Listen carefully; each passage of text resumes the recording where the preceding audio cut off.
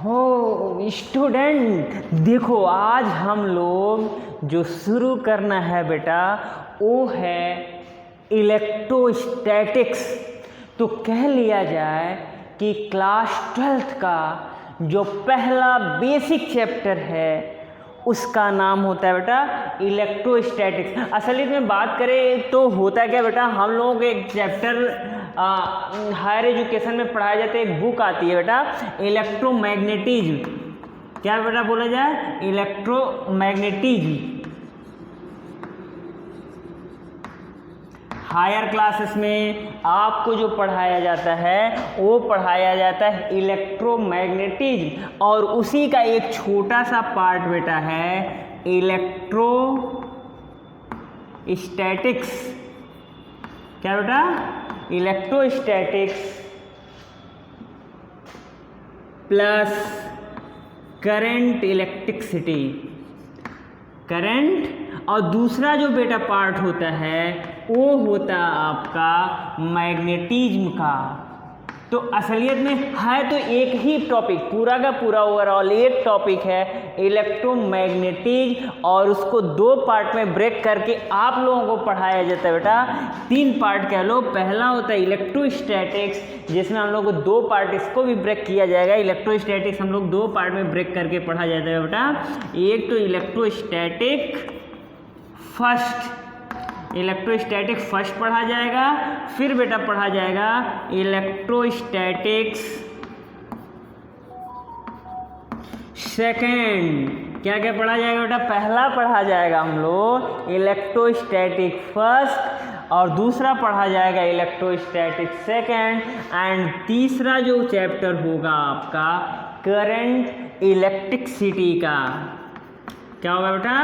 तीसरा जो पढ़ना है वो करंट इलेक्ट्रिसिटी, और 1-2 महीने 3 महीने के लेक्चर के बाद बेटा आपको पढ़ने हैं मैग्नेटिज्म।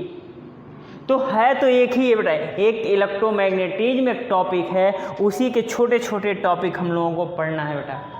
तो बातें करें तो इलेक्ट्रोस्टैटिक फर्स्ट में क्या पढ़ना है सर? इलेक्ट्रोस्टैटिक फर्स्ट में बेटा देखें हम लोगों को पढ़ना है electric field and force, electric field and force. और दूसरा बेटा जो पढ़ना है इलेक्ट्रोस्टैटिक सेकंड में पोटेंशियल। क्या पढ़ना बेटा? Potential plus capacitor. क्या पढ़ने बेटा? कैपेसिटेंस पढ़ने हैं। क्या क्या पढ़ना है? Potential and capacitance. ये तो बातें हो गई बेटा किसकी? इलेक्ट्रोमैग्नेटिज्म के एक छोटे से पार्ट इलेक्ट्रोस्टैटिक्स के बारे में। चले बेटा, तो हम लोग धीरे धीरे बात करें कि इलेक्ट्रोस्टैटिक्स की शुरू किया जाए।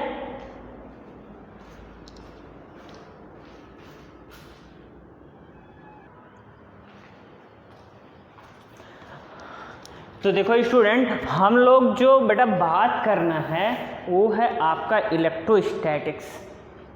देखो इलेक्ट्रोस्टैटिक्स की बातें यदि किया जाए तो देखो बेटा ये इलेक्ट्रोस्टैटिक्स दो पार्ट से मिलके बना है। क्या क्या बना है बेटा? ये इलेक्ट्रोस्टैटिक्स जो है दो वर्ड से मिला है बेटा। एक तो इलेक्ट्रो मीन्स इलेक्ट्रॉन से, किससे मिलके बना है बेटा? इलेक्ट्रॉन से, या इलेक्ट्रिक चार्ज बाद में बोला जाएगा। दूसरा है बेटा, दूसरा ये जो वर्ड है बेटा स्टैटिक से। कैसे मिलके बना है बेटा? स्टैटिक से। तो असलियत में इलेक्ट्रॉन, इलेक्ट्रो मीन्स इलेक्ट्रॉन मतलब चार्ज। क्या मतलब बेटा? चार्ज। और दूसरा क्या? Statics means in rest. तो हम लोग जो बातें करेंगे बेटा इलेक्ट्रोस्टैटिक्स में, वो बातें करते हैं इलेक्ट्रॉन जो रेस्ट में होता है, मतलब जो चार्ज रेस्ट में होता है उसकी बातें होती है। किसमें? इलेक्ट्रोस्टैटिक्स में। किसमें? इलेक्ट्रोस्टैटिक्स में। तो बेटा अब बातें आती हैं कि इलेक्ट्रिक चार्ज क्या होता है। चलो बेटा देखते हैं हम लोग इलेक्ट्रिक चार्ज क्या होता है। इलेक्ट्रिक चार्ज, चले ध्यान से सुने इलेक्ट्रिक चार्ज। बेटा यदि हम लोग बातें करें तो क्या इसके पहले हम लोग जानते हैं कि दो बॉडीज हों तो उनके बीच एक फोर्स लगता है। दो बॉडी हैं तो उनके मास की वजह से, because of their mass there exist a force. क्या बोलते हैं बेटा? उसको ग्रेविटेशनल फोर्स बोलते हैं। क्या बोलते हैं? Gravitational force. ऐसे ही दो बॉडी के बीच, दो ऑब्जेक्ट के बीच एक फोर्स लगता है बिकॉज ऑफ देयर चार्ज। तो हम लोग कहते हैं कि इलेक्ट्रिक चार्ज क्या है? Just like a mass, it is the inherent property of matter by virtue of which the two bodies shows the force of attraction or repulsion। क्या होता है? इलेक्ट्रिक चार्ज जो होता है मैटर की प्रॉपर्टी होती है जिसकी वजह से उनके बीच अट्रैक्शन या रिपल्सन का फोर्स डेवलप होता है। क्लियर है बच्चों? कोई दिक्कत? तो क्या लिखेंगे कि इलेक्ट्रिक चार्ज क्या होता है? देखें, it is the property by virtue by which it produce force of attraction or repulsion। Clear है बेटा? अब ये चार्ज किसी मैटर पे डेवलप कैसे होते हैं? चलो बेटा इसकी बातें हम लोग किया जाए तो जितने भी मैटर होते हैं बेटा वो किससे मिलके बने होते हैं? वो छोटे छोटे पार्टिकल से मिलके बने होते हैं जिनको क्या बोलते हैं बेटा? एटम बोलते हैं। क्या बोलते हैं बेटा? एटम। और एक एटम के पास बेटा क्या होते हैं? एक एटम के पास एक न्यूक्लियस होता है, न्यूक्लियस के अराउंड डिफरेंट सेल्स होते हैं। क्या बात है? क्लियर है बेटा? अब आइसोलेटेड एटम है, आइसोलेटेड एटम है बेटा, तो जितने नंबर ऑफ प्रोटॉन होंगे उतने नंबर ऑफ इलेक्ट्रॉन होते हैं। जैसे number of proton is equal to number of electron. किसी भी आइसोलेटेड एटम में बेटा number of proton is equal to number of electron. अब ये होता क्या बेटा? असलियत में चार्ज कह लो तो ये कैरेक्टरिस्टिक प्रॉपर्टी है किसी भी पार्टिकल का। तो ये जो प्रोटॉन होते हैं ना बेटा, इस पे एक पॉजिटिव एनर्जी होती है, एक पॉजिटिव एनर्जी होती है, पॉजिटिव कैरेक्टरिस्टिक्स होती है जिसको क्या बोला जाता है?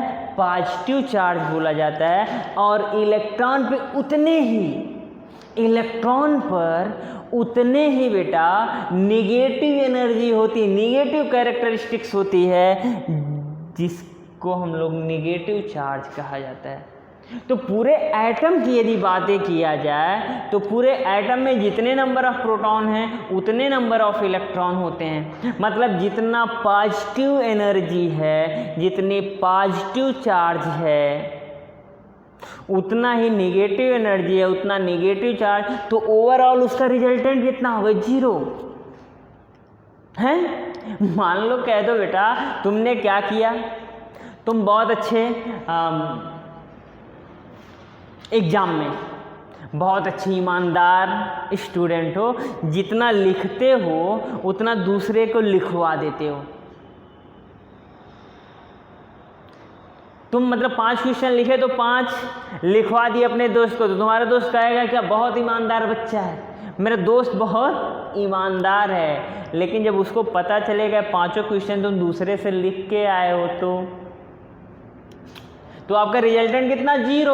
तो एक एटम है बेटा जिसके पास जितना पॉजिटिव चार्ज उतना नेगेटिव चार्ज, तो ये न्यूट्रल होता है। क्या होता है? न्यूट्रल होता है। अब देखें इसमें न्यूक्लियस में इसके पास क्या होता है? पॉजिटिव चार्ज होते हैं बेटा।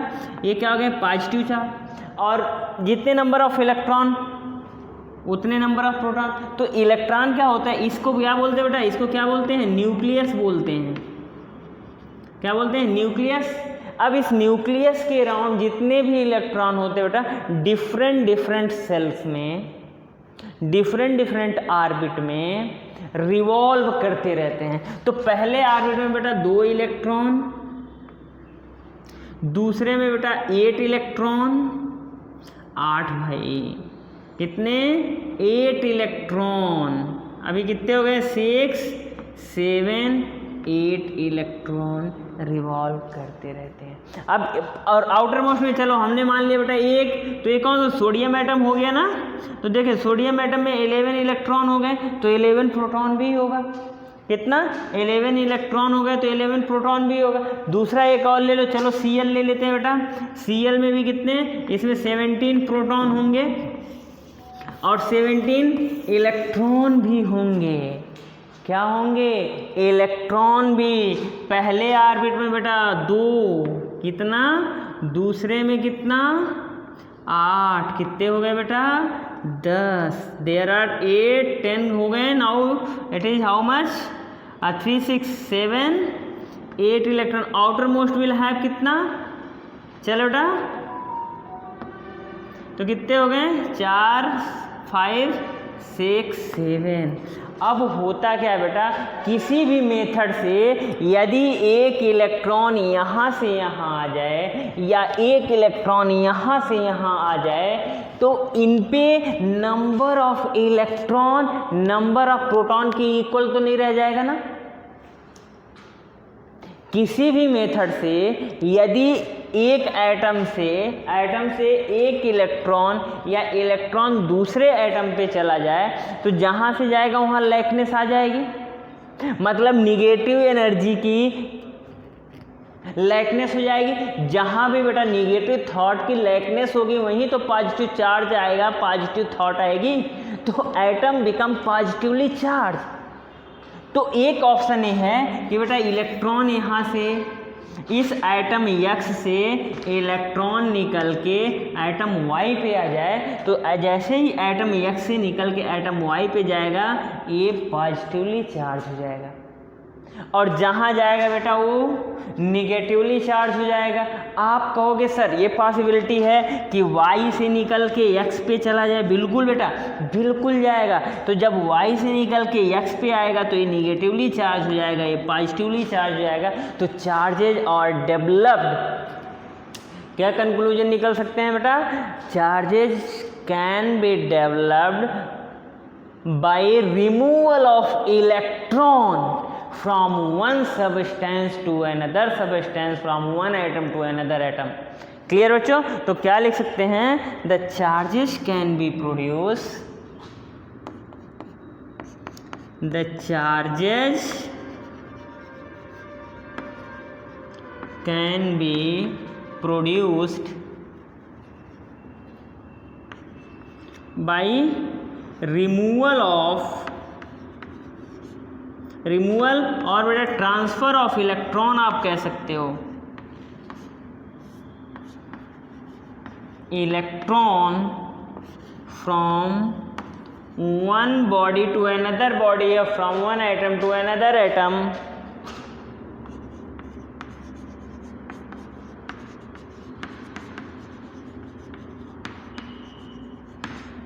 क्लियर बेटा? कोई दिक्कत समझ में आ गया? अब देखें कि हम लोग चार्ज की प्रॉपर्टीज पढ़ा जाएगा। क्या पढ़ा जाएगा? इन चार्जेस की क्या क्या प्रॉपर्टीज होते हैं। तो चलें इतना नोट करें।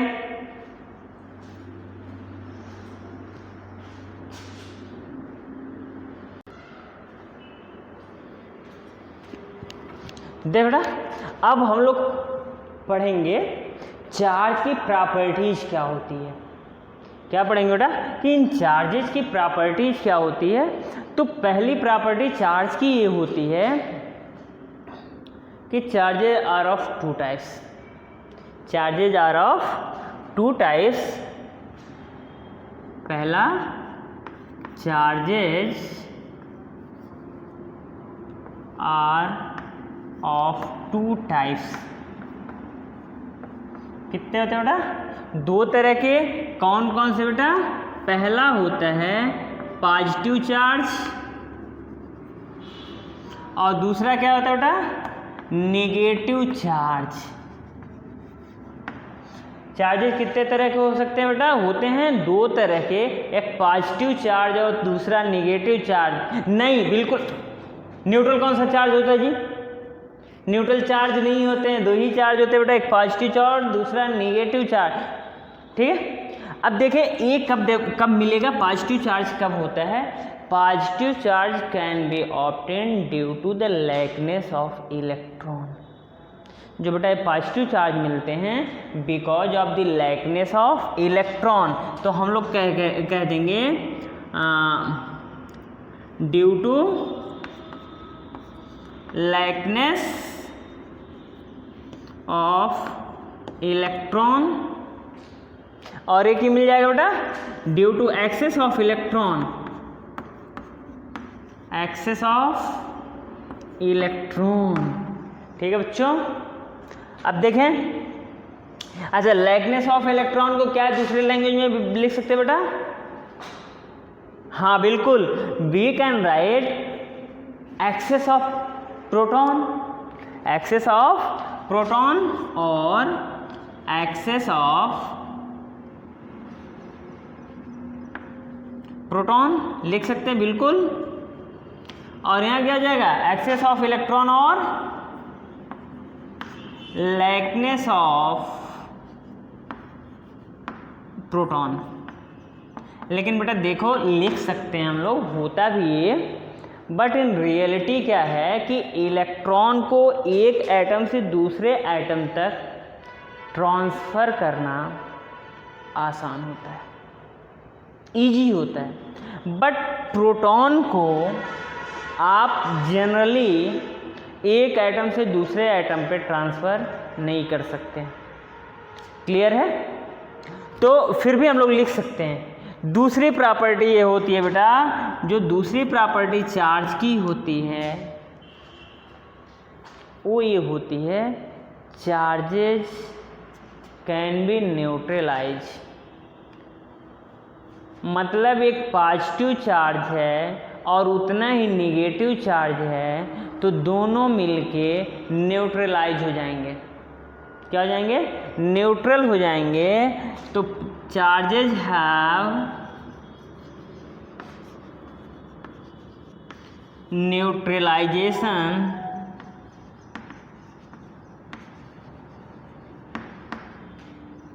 प्रॉपर्टीज।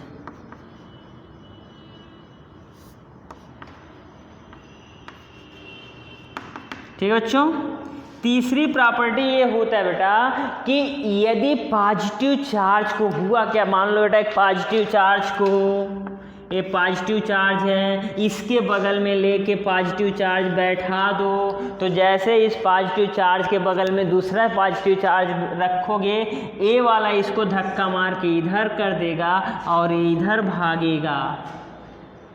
ऐसे ही बेटा निगेटिव चार्ज को निगेटिव चार्ज के बगल में बैठा दो तो ये इधर जाएगा, ये इधर भागेगा। मतलब दो similar charges if placed together they repel and become forever. Clear student? तो बेटा क्या हो जाएगा? सिमिलर चार्जेस के बीच क्या हो गया बेटा? रिपल्सन। इनके बीच क्या हो जाएगा बेटा? दुश्मनी हो जाएगी। सिमिलर चार्जेस के बीच क्या होती है? दुश्मनी। और देखें अपोजिट चार्ज, बेटा ये पॉजिटिव चार्ज, ये निगेटिव चार्ज, इनको दूर दूर कर दो तो एक दूसरे की तरफ खिसक के चले आते हैं। इनके बीच क्या होता है बेटा? दोस्ती हो जाती है। क्या होती है? हाँ, इनके बीच क्या हो जाती है? दोस्ती, जबकि इनके बीच दुश्मनी रहती है। चलो बहुत अच्छा बच्चों, देखो सिमिलर चार्जेस के बीच दुश्मनी, अपोजिट चार्जेस के बीच क्या बेटा? अट्रैक्शन। अट्रैक्शन बेटा, इनके बीच रिपल्सन हो गया, इनके बीच क्या हो जाएगा बेटा? अट्रैक्शन हो जाएगा। क्या हो जाएगा? अपोजिट चार्जेस के बीच अट्रैक्शन होता है, मतलब इनके बीच दोस्ती होती है। ठीक है दोस्तों? हाँ बिल्कुल, दोस्ती होती है। तो दोस्तों देखिए बेटा, ये तीन प्रॉपर्टी हमने, चौथा जो बहुत इंपॉर्टेंट प्रॉपर्टी है बेटा, देखें सबसे इम्पॉर्टेंट प्रॉपर्टी ये है कि मान लो एक सबस्टेंस ए है, एक सबस्टेंस बी है, तो होता क्या बेटा, अब यहाँ से जब चार्ज डेवलप होगा किस पे, किसी एक पे, तो हम लोग क्या कर सकते हैं, एक इलेक्ट्रॉन यहाँ से तोड़ सकते हैं, 2 इलेक्ट्रॉन तोड़ के ला सकते हैं, यहाँ से 3 ला सकते हैं, ठीक है बेटा, या Ne ला सकते हैं। कितना ला सकते हैं, Ne इलेक्ट्रॉन एक बॉडी से दूसरे बॉडी पे ट्रांसफर कर सकते हैं। लेकिन कभी भी बेटा फ्रैक्शनल इलेक्ट्रॉन जैसे आधा, 1.5, 2.5 ऐसे इलेक्ट्रॉन एक बॉडी से दूसरे बॉडी में ट्रांसफ़र नहीं हो सकते, मतलब इलेक्ट्रॉन कभी टूट नहीं सकते। वो अलग बात है बेटा, बाद में हम लोगों को पता चलेगा, जब थोड़ा और आगे पढ़ लेंगे तो पता चलेगा इलेक्ट्रॉन भी टूटता है, वो क्वार्क मॉडल है। लेकिन हम लोगों को क्वार्क मॉडल यहाँ नहीं पढ़ने हैं, हम लोगों को तो ये मान लेना है बेटा electron can not be divided.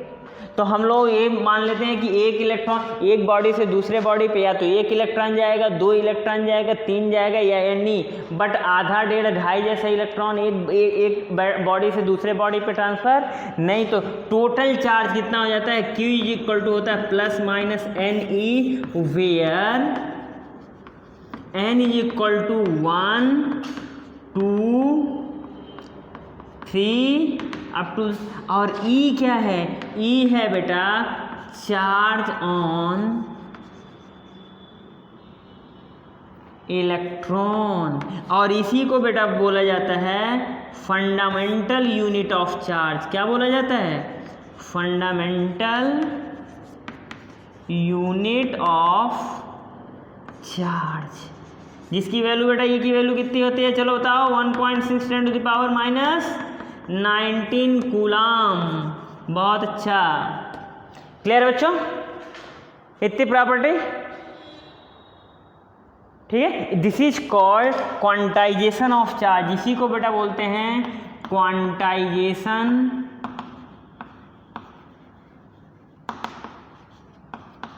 अरे भाई क्वांटाइजेशन मीन्स क्या होता है, अलग अलग पार्ट वाइज, पार्ट में ब्रेक होना क्वांटाइजेशन होता है। 1 इलेक्ट्रॉन, 2 इलेक्ट्रॉन, 3 इलेक्ट्रॉन, ऐसे क्या होता है, ये क्वांटाइजेशन ऑफ चार्ज। ये प्रॉपर्टी क्लियर है बेटा, ठीक। और एक अगली प्रॉपर्टी ये है, देखें,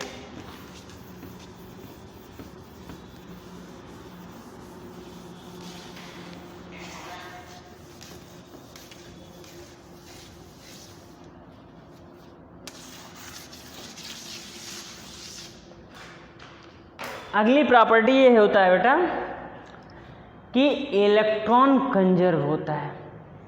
जो इलेक्ट्रिक चार्ज होता है वो कंजर्व होता है, मतलब charge neither be created nor be destroyed. Charges को बेटा हम लोग एक बॉडी से दूसरे बॉडी पे ट्रांसफ़र कर सकते हैं, न कि इसको डिस्ट्रॉय या क्रिएट कर सकते हैं। अब बात आती है बेटा कि हम लोग इंट्रोडक्शन में देखते हैं कि एक सिलिकॉन पे एक सिल्क क्लोथ्स है, एक सिल्क चादर है, उस पर क्या करते हैं बेटा, ग्लास रॉड हैंग करें, तो होता क्या है, सिल्क पे भी चार्ज आ जाता है और ग्लास पे भी चार्ज आ जाता है, ग्लास रॉड पे चार्ज आ जाता है। तो ये कैसे डेवलप होता है, तो बेटा जब सिल्क पे या एक ऑब्जेक्ट दूसरे ऑब्जेक्ट पे हम लोग रब करेंगे तो क्या होगा, या तो इलेक्ट्रॉन पहले से दूसरे पे टूट के जाएगा या दूसरे से टूट के पहले पे आएगा। तो इलेक्ट्रॉन जहाँ से जाएगा वो भी चार्ज हो जाएगा, वो पॉजिटिवली चार्ज हो जाएगा, और जिस पे जाएगा वो वहाँ एक्सेस इलेक्ट्रॉन होगा, निगेटिवली चार्ज हो जाएगा। तो ये चार्जेस का ट्रांसफ़र हो रहा है, किसका ट्रांसफ़र हो रहा है, चार्जेस का, ना कि चार्ज क्रिएट हो रहा है। तो जो अगली जो नेक्स्ट प्रॉपर्टी होती है, चार्जेज आर कंजर्व।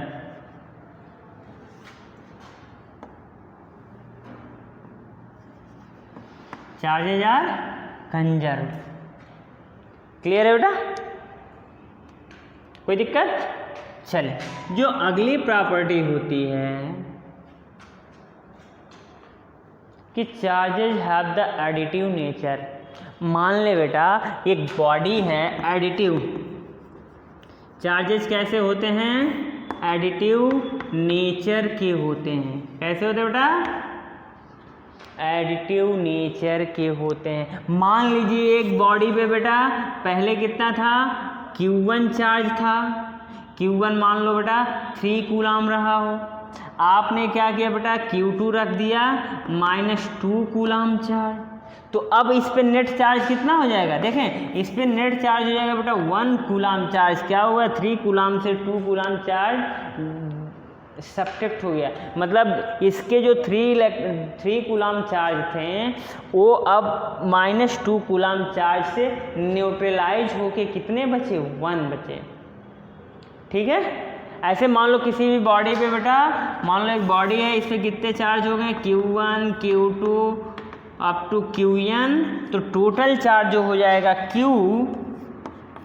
वो Q1 plus Q2 up to Qn हो जाएगा। तो बेटा देखो इसको आप क्या लिख सकते हैं, N1e लिख सकते हैं क्योंकि इलेक्ट्रॉन का चार्ज E ही होगा, इसको क्या लिख सकते हैं, N2e लिख सकते हैं, और ऐसे क्या लिख सकते हैं, इसको NNe लिख सकते हैं। अब यहाँ से देखें कॉमन ले लेंगे हम लोग, तो ये N1 plus N2 up to Nn into E, क्या इसी को बेटा कैपिटल N ले लें तो ये Q इक्वल टू क्या हो जाएगा, प्लस माइनस कैपिटल Ne, तो क्या आ गया बेटा कि ये charges are additive in nature.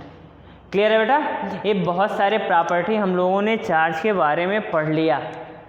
कोई दिक्कत तो बेटा एक बार इसको आप देखें और कहीं डाउट हो तो पूछें। Okay student.